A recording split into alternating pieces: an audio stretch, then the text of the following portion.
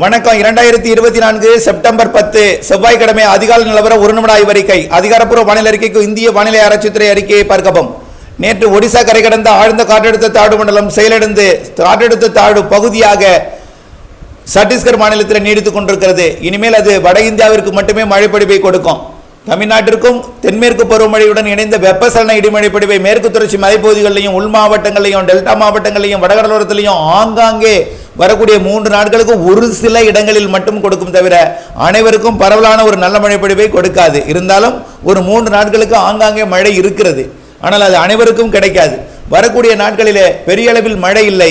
மழையை எதிர்நோக்கி இருக்க வேண்டாம். 3 நாட்களுக்கு பாருங்கள். பெய்யாவிட்டால் நீங்கள் வேறு நீர் ஆதாரங்களை பயன்படுத்தி நீர் பாய்ச்சுங்கள். அதே போல 28ஆம் தேதிக்கு மேல் மழை இருக்கிறது. அக்டோபரில் இருக்கிறது. நவம்பர் டிசம்பர் வடகிழக்கு பருவமழை சிறப்பாக இருக்கிறது. விரிவான அறிக்கை கேட்டு பயன்பெற அன்போடு கேட்டுக்கொள்கிறேன்.